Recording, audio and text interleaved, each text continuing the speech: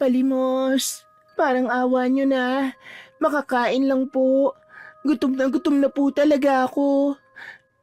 Teka, sino kayo? Miss, nagugutom ka ba? Sa amin ka na lang sumama. Pakakainin ka namin. Bubusugin ka naming dalawa. Bubusugin ka namin ng pagmamahal. Parehong napangisi ang dalawang tambay sa babaeng pulubing si Seraya na nakalahad ang kamay sa gilid ng kalsada. Kasalukuyan siyang namamalimos nang biglang lumapit ang mga ito sa kanya. Malakas ang kutob niyang may masamang balak sa kanya ang mga tambay na yun. Lalo't kitang-kita niya sa itsura ng mga ito ang pagnanasa sa maalindog niyang pangangatawan. Ano ba? Umalis nga kayo. Hindi kayo ang type ko. Aba, masyado palang pihika ng pulubi na to, pre. Huwag ka ng juicy, miss. Sigurado naman na maliligayaan ka sa aming dalawa. Naitulak ni Seraya ang dalawang tambay at matuli na tumakbo ng makatsyempong tumakas. Teka! Hoy! Bumalik ka rito! Pre, habulin natin! Mabilis na binaybay ni Seraya ang daan patungo sa nakapulang kotseng aandar pa lamang. Agad niya yung hinarangan at may kalakasang tinapik ang bumper nito. Tulungan niyo po ako. May umahabol po sa akin. Bumaba ang lalaking may-ari ng sasakyan.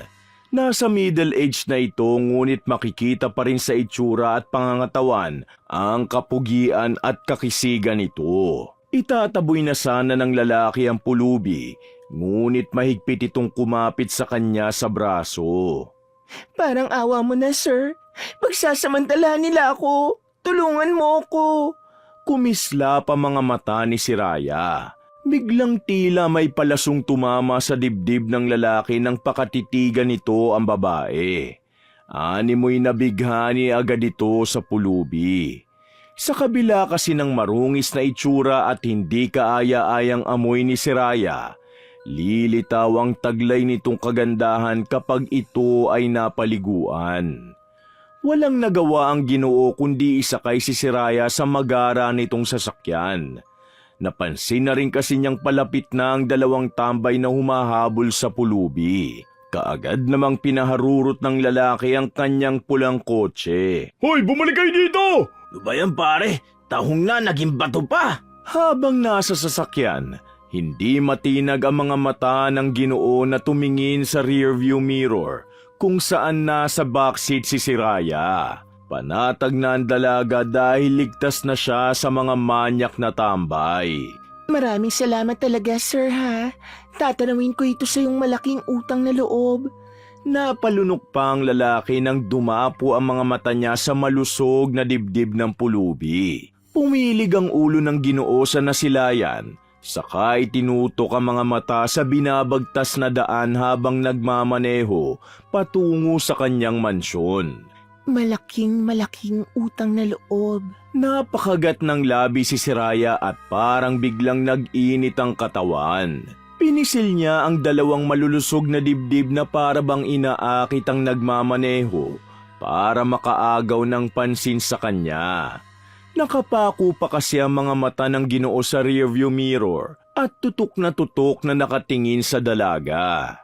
Bukod kasi sa nakatagong ganda ni Seraya sa marungis niyang itsura, malamyos din ang tinig niyang masarap sa pandinig kung sino man ang nakaririnig.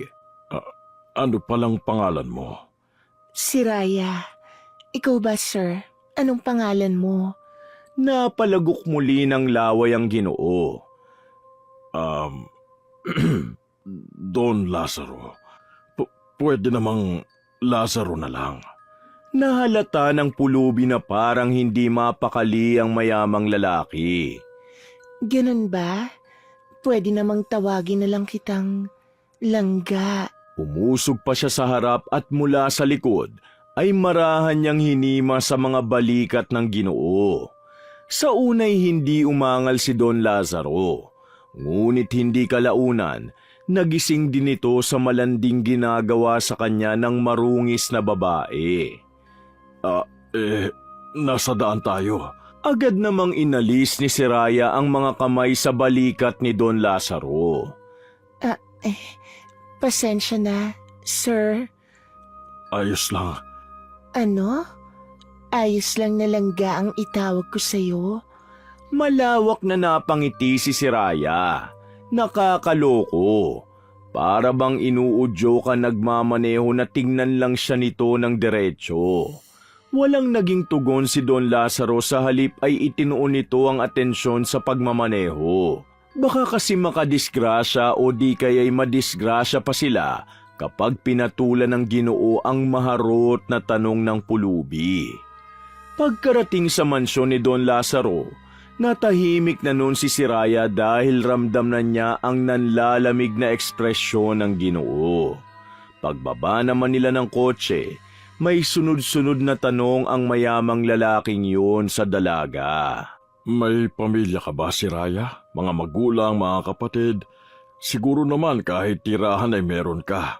Ihahatid na lang kita sa inyo Wala po eh. Talaga?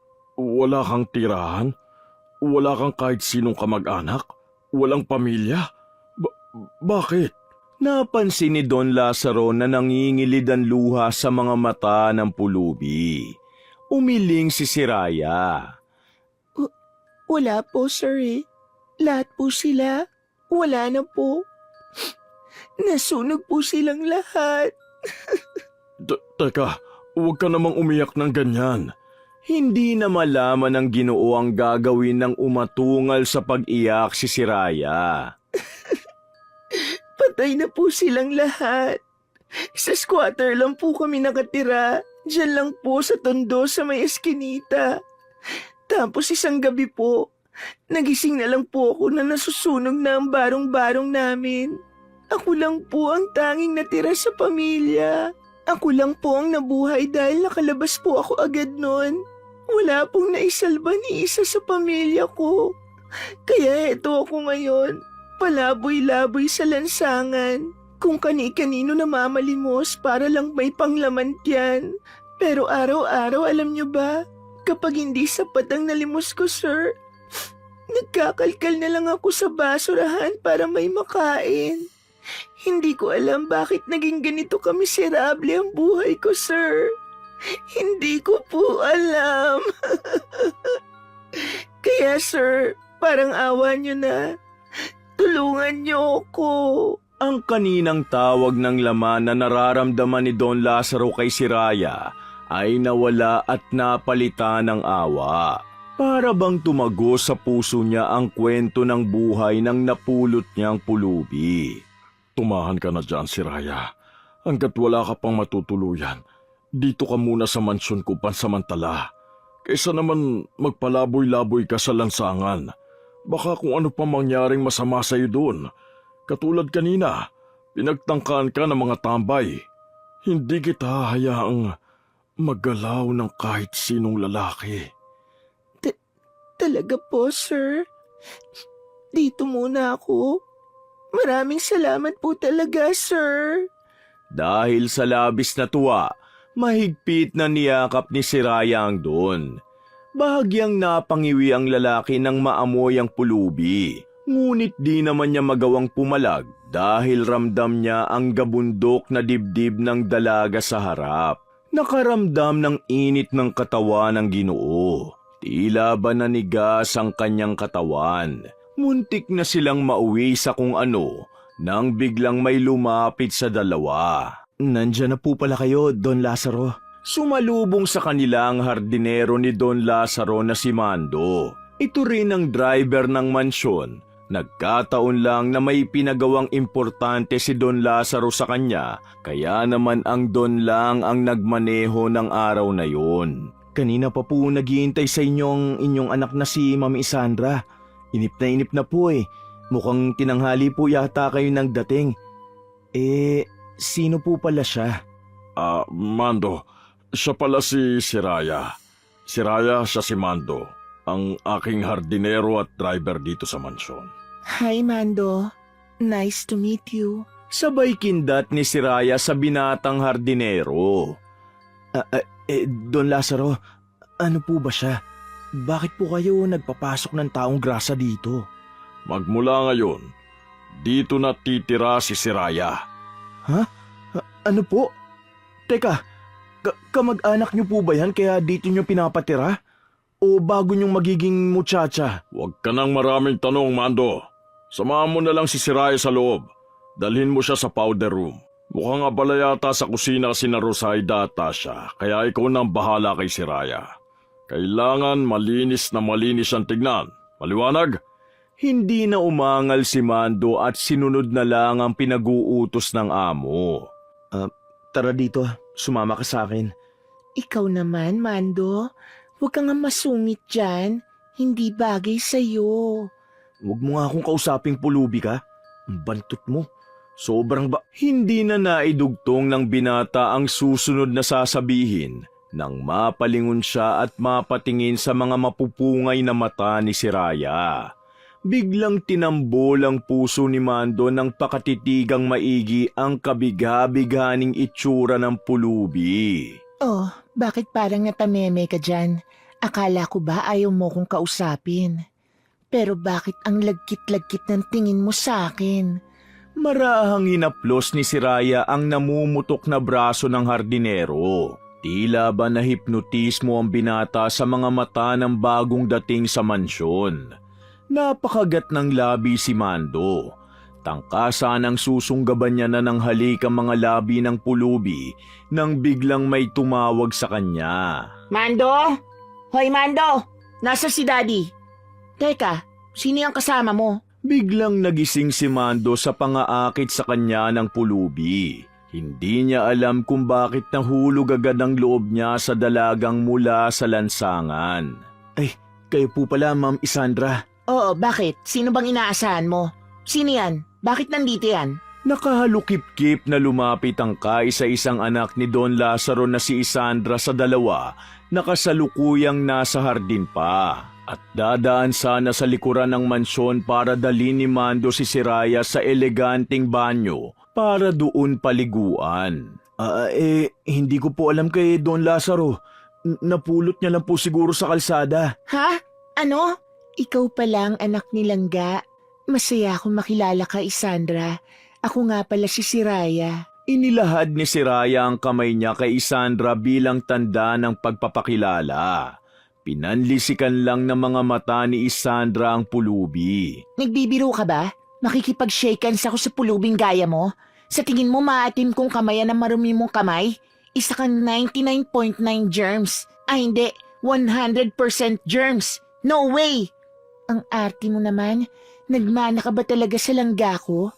Yang pag-uugali mo kasi sobrang gaspang. Abang kapal ng pagmumukha mong tawagin si Daddy na Langga ah. Ambisyosa! Guard, palabasin nyo nga dito ang pulubing to. Bilisan nyo! Naaalibadbaran ako. Nasaan ba yung guard? Bakit ang tagal? Anak, bakit mo naman pilit na itinataboy itong si Siraya? Bigla namang dumating si Don Lazaro sa hardin kung saan kasalukuyang nagaganap ang pagpapalaya sa taong lansangan. Daddy, ano to? Sino yung maduming babaeng yan? Palayasin mo yan dito. Wala kang karapatang palayasin siya dito, anak. Ako ang may gusto na tumira siya dito. Pero Daddy, hindi natin kilala yung babaeng yan. Baka nga nakawan lang tayo niyan eh. O baka pakawala ng mga sindikato. Bakit ka ba nagpapapasok ng kung sino-sino dito, Daddy? Ano ba? Wala kang pakialam, anak. Kahit kailan talaga, Daddy, wala kang kadala-dala. Simula nang namatay si Mami kung sino-sino ng babaeng inuuwi mo dito. Tas ano, sa huli lolokohin ka lang, peperahan ka lang. Wala nang babaeng magmamahal sa'yo, Daddy. Matanda ka na, kaya tanggapin mo na lang yon. Ang bilis mo magtiwat. Hindi na natapos ni Isandra ang sasabihin nang dumapo sa kanya ang palad ng ama. Malakas ang pagkakasampal ni Don Lazaro sa dalaga, kaya muntik na siyang matumba. Bastos ka! Anong matanda na? Hindi pa ako senior, anak. Hindi pa ako matanda. Hindi ka naniniwala na mayroong pang tao magmamahal sa akin? May karapatan naman akong lumigaya, di ba? Hindi pa naman huli ang lahat para makahanap ako ng tunay na magmamahal sa akin. Bakit mo ba ako hinahadlangan sa kasiyahan ko, anak? Hindi agad nakasagot si Isandra dahil nabigla siya sa pagkakasampal ng ama. Hinupa niya muna ang nararamdamang hapdi ng pisngi at kalooban niya bago mangyak-ngyak na sagutin ang Ginoo. Kasiyahan? Pagmamahal, Daddy? Hindi pa ba ako sapat sa'yo para mapasaya kita at mahalin ka bilang anak mo? Kaya naghahanap ka pa ng ibang babae?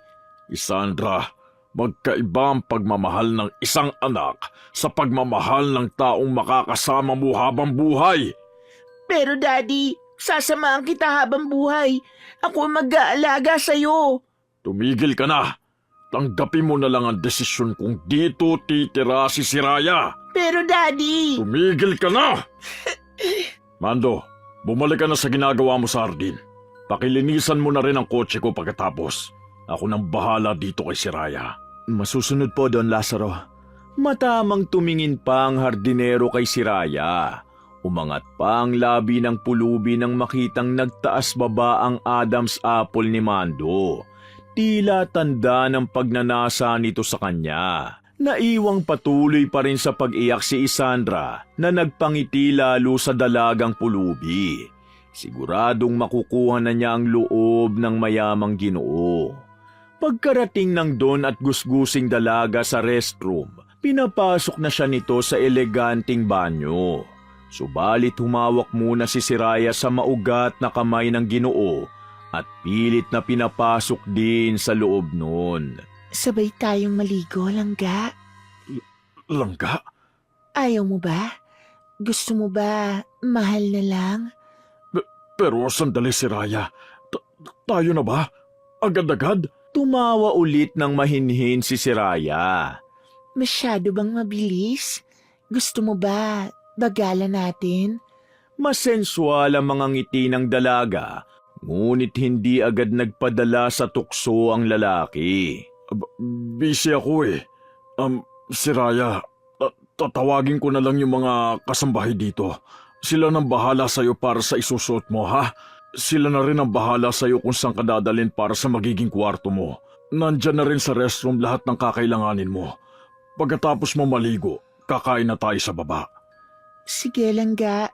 Kakain tayo pagkatapos kong maligo. Batid ni Don Lazaro na kahit biro man yun sa dalaga, may ibig pakahulugan yun para pag-initin siya. Excited na siyang makita ang tunay na ganda at alindog ng pulubing iniligtas niya sa lansangan. Tasha, Rosaida, kayo nang bahala sa bago niyong magiging amo, ha? Ha? May bago po kaming amo maliban sa inyo, Don Lazaro? Oo, Rosaida. Kaya dapat pakibagayan niyo siya na maayos. Simula ngayon, dito na siya titira sa aking mansyon. Don Lazaro, pumayag naman kaya yung anak niyong si Madam Isandra? Tasha, hindi ko kayo binabayaran para magtanong.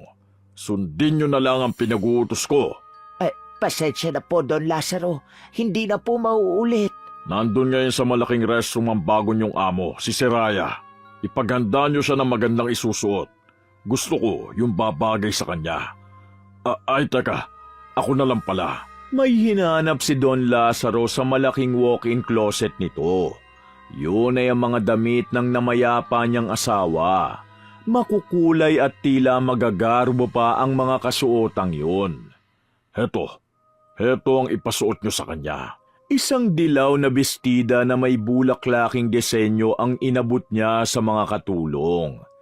Pero, Don Lazaro, yan ang paboritong isuot ng inyong asawa nung siya'y nabubuhay pa. Patay na ang asawa ko, Rosaida.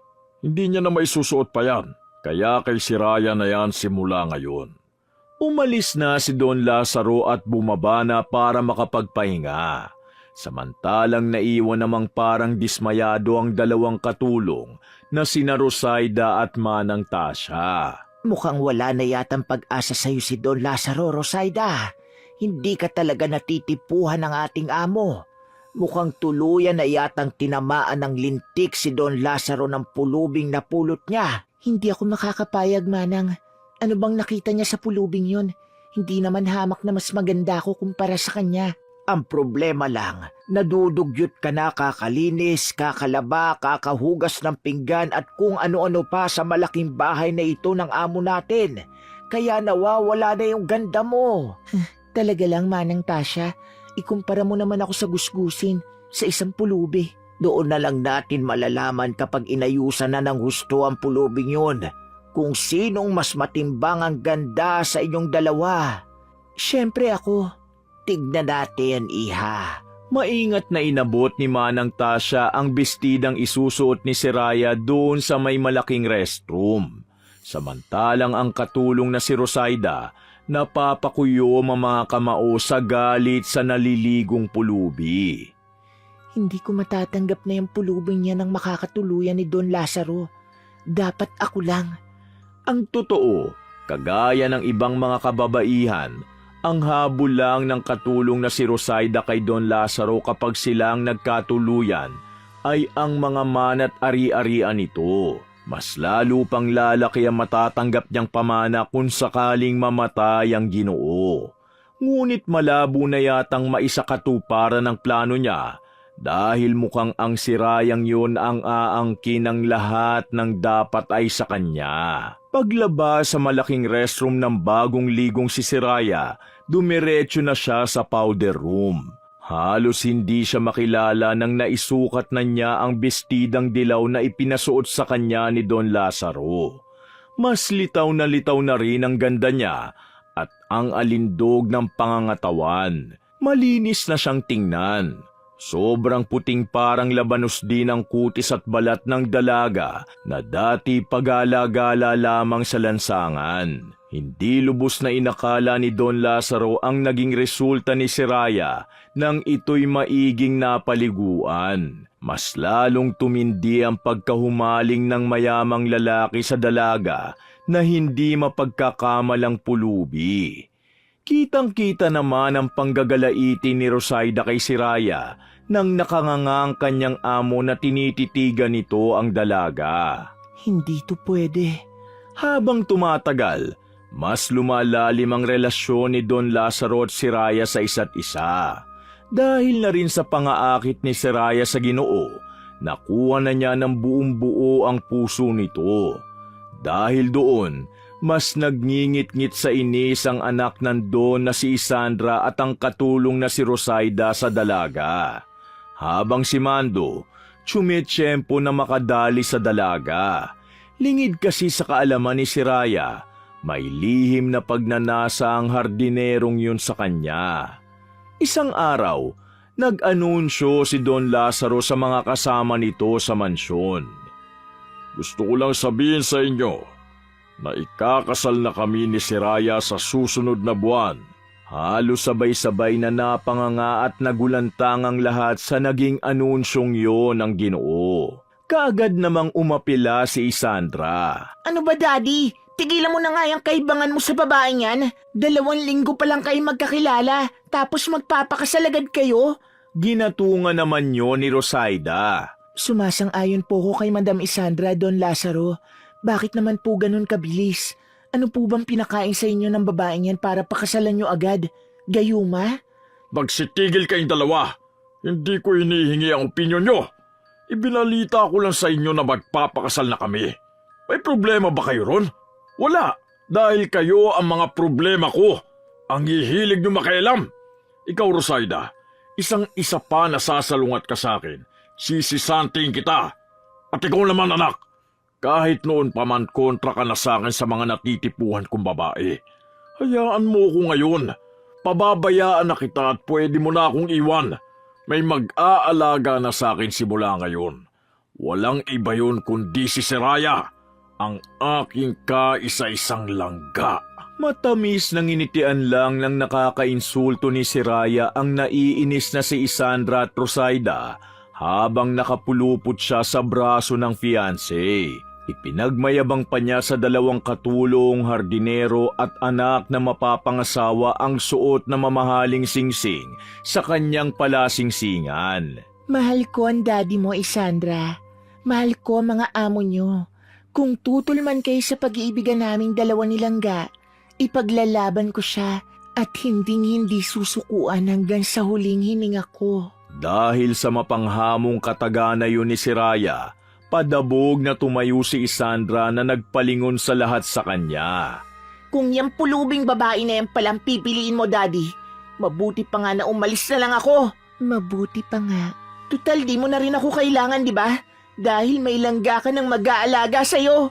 Matalim na tiningnan pa siya ng kanyang magiging stepchild. Yan na ba magiging desisyon mo, anak? Desidido na ako, Daddy. Hindi ko maaatim na makasama ang future stepmom ko na isang 100% germs na galing lansangan. Pagtalikod ni Isandra, dumiretso ito sa kanyang silid at nag-impake. Paglabas ay may hila-hila na itong maleta. Madam Isandra, anak, wag mo naman kaming iwan dito. Oo nga po, Madam. Kailangan ka po namin. Manang Tasha, Rosaida, nagpapasalamat ako at naging mabait kay sa akin. Naging masisipag kayong katulong. Lalo ka na, Manang. Malaki ang utang na loob ko sa'yo dahil ikaw ang nag-alaga sa akin mula nang ipinanganak ako. Pangako ko sa inyo na babalik ako. Paglabas ng mansyon ng dalaga, hindi na napigilan ni Rosaida at Manang Tasha ang lumuha sa pag-alis ng kanilang butihing amo. Simula nang mawala si Isandra, lagi nang pinahihirapan ni Siraya ang dalawang katulong sa pagpapalinis nito sa buong mansyon. Palagi yon habang wala si Don Lazaro at inaasikaso ang kumpanya nito bilang CEO. Kasabay din nun, ang lihim na pagtataksil niya at ni Mando. Inaakit din kasi ni Siraya ang hardinero dahil may itsura din ang binata. Hindi naman lingid yun sa kaalaman ng dalawang katulong. Bagkus tikom din ang kanilang bibig at takot na sila ay matanggal sa trabaho. Oras na sila ay magsumbong sa kanilang amo. Subalit dumating ang araw na hindi na nakatiis na hindi kumprontahin ni Rosaida ang bagong among si Siraya.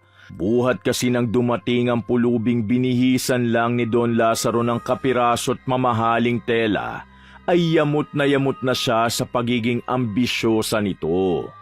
Rosaida, wag mo na siyang kumprontahin. Baka mapatalsi ka dito sa mansyon. Aba, sinasabi ko sa'yo.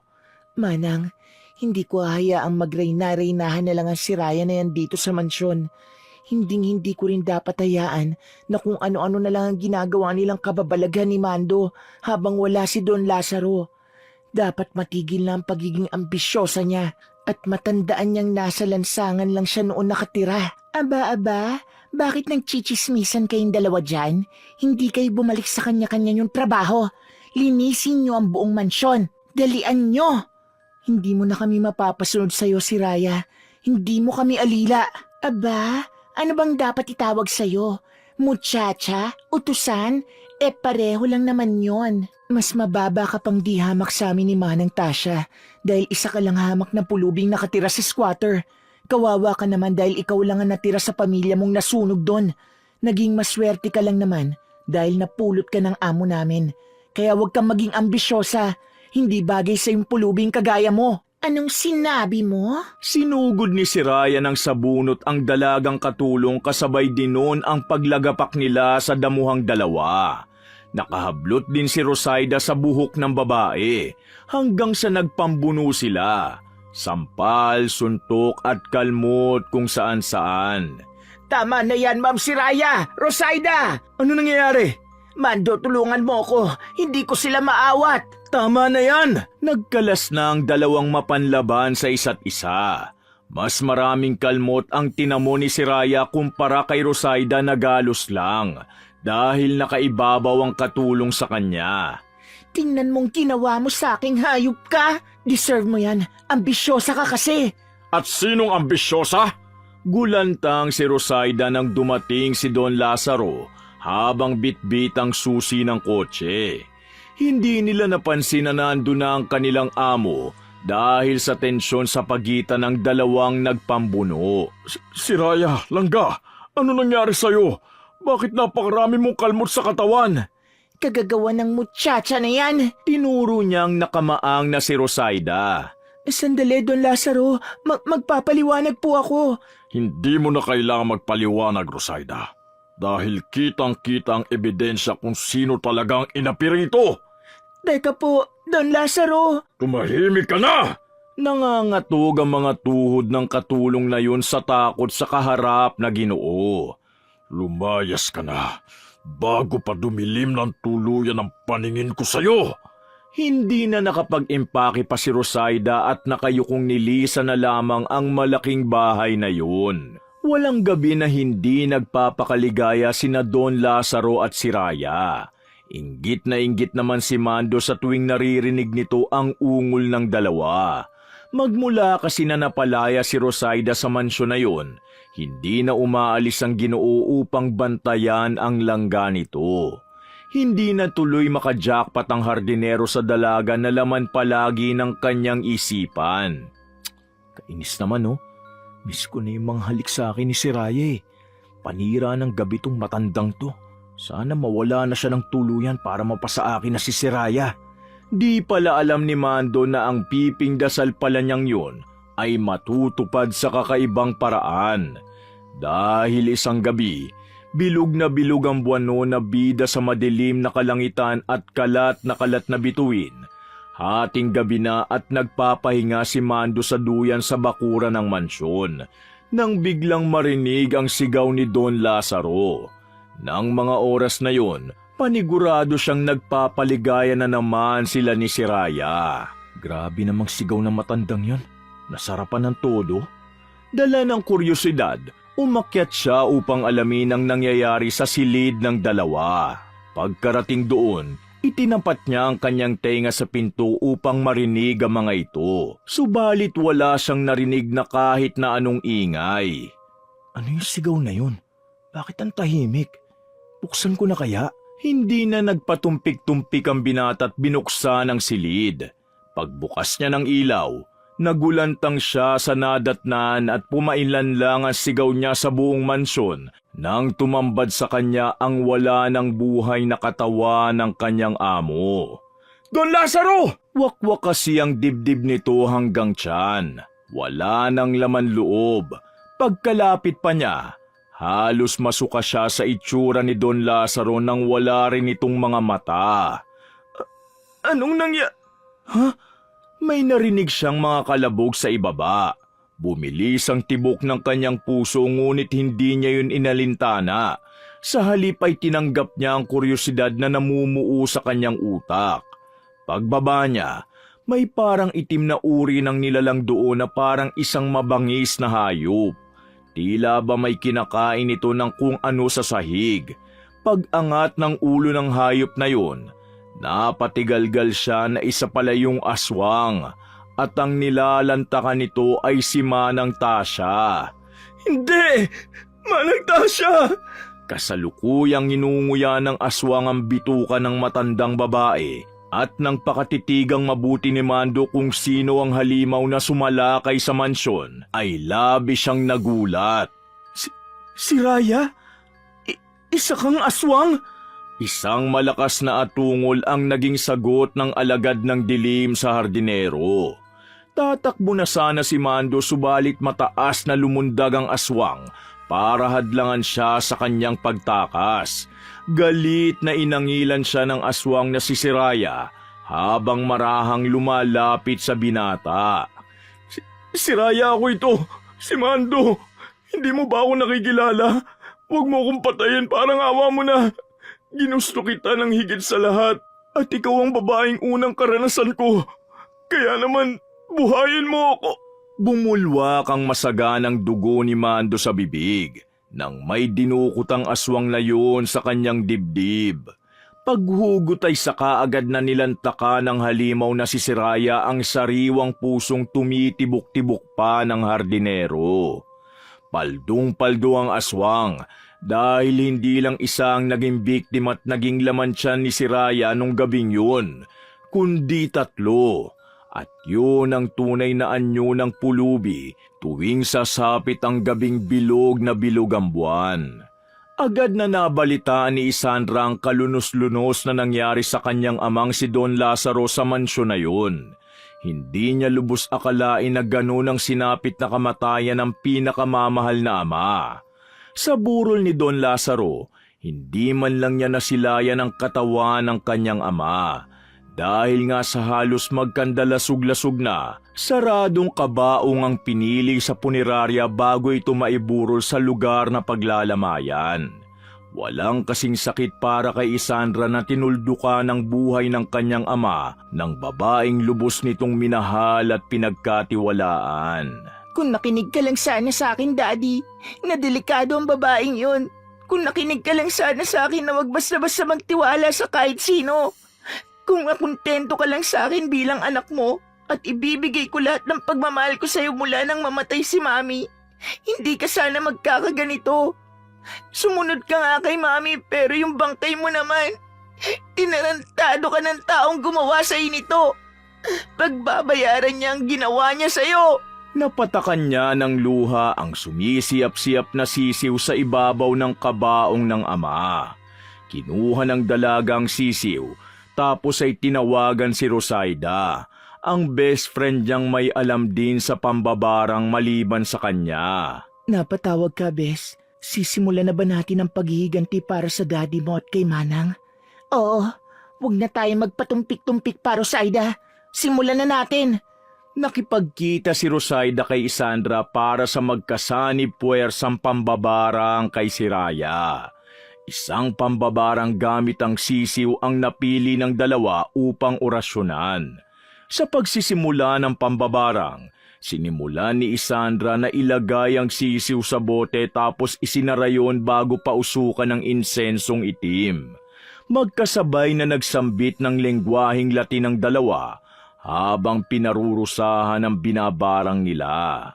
Samantala, si Siraya ay balik na naman sa pagiging taong lansangan matapos niyang makagawa ng karumal-dumal na krimen sa mansyon. Hindi niya lubos maisip na magagawa niya ang bagay na yun tuwing nagpapalit siya ng anyo tuwing kabilugan ng buwan. Bago pa man siya maging pulubi, pamilya na sila ng aswang sa isang tagumbaryo. Sinunog ang bahay nila nung kababaryo nila dahil sa kumakalat na lahi nila ng mga aswang. Siya lang noon ang bukod tanging nakaligtas na tumakas sa trahedyang yon at napadpad sa tondo at naging taong lansangan. Hindi naman niya balak mangakit sa kahit sinong kalalakihan. Ngunit sa tuwing tititigan siya ng mga ito, hindi niya mapigilan ang sarili na mag-init. Lalo't may dugong aswang siya sa kakusang dumadaloy sa mga ugat niya na maging hayok sa laman. Maliban sa literal ay ibang laman ang gusto niya habang hindi pa siya ganap na nagiging aswang talaga pagdating ng bilog na buwan. Tumingala si Siraya habang nagkakalkal muli ng makakain sa basurahan. Lumitaw ang bilog na buwan.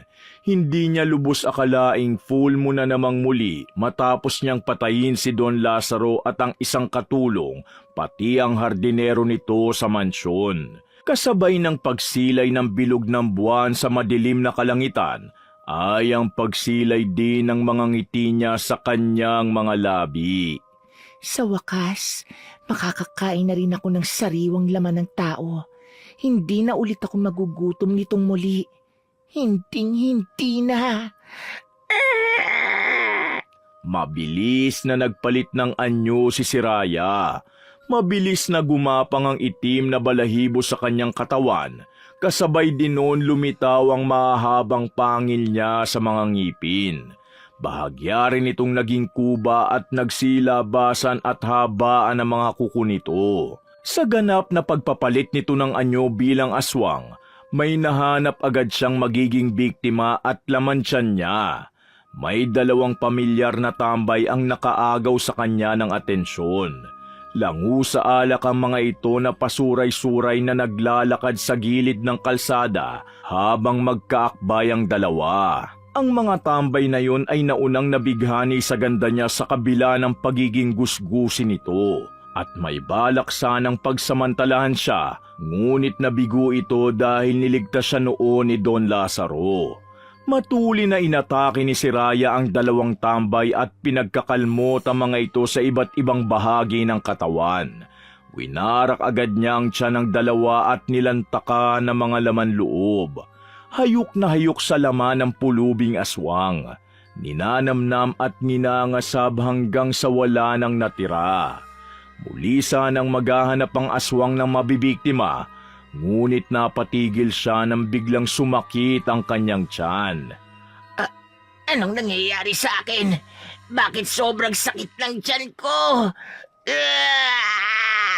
Namilipit sa sobrang sakit at hapdi ng tiyan si Siraya. Nagpagulong-gulong pang nakakatakot na nilalang sa gitna ng kalsada habang naririnig ang mga huni ng sisiw sa kanyang tiyan. Hindi ito maaari. Bakit may mga sisiw sa loob ng tiyan ko? Yan ang kabayaran sa pagpaslang mo sa aking ama. Nakarinig ang halimaw sa dilim ng parang umaalingaw-ngaw na boses sa kanyang tainga. Ang salot sa lipunan na kagaya mo, dapat nang mawala sa mundo. Hindi ka dapat nabubuhay. Mamatay ka na. Mamatay ka na. Umalingaw-ngaw pa sa pandinig ni Siraya ang mga katagang nagmula sa dilim ng sabay nag-orasyon ng magkaibigang sina Isandra at Rosaida. Tigilan niyo na ako. Ang sakit na. Tama na. Kasunod ng malakas na pag-atungal ng aswang dulot ng sakit ay ang pagkabutas ng tiyan ng nilalang. Nagsilabasan doon ang mga laksa-laksang itim na sisiw. Unti-unti ay bumalik na sa dating anyo si Siraya bago man ito bawian ng buhay na dilat ang mga mata sa gitna ng kalsada. Namatay na pulubi pa rin si Siraya at hindi sa anyo nito bilang aswang. Wakas!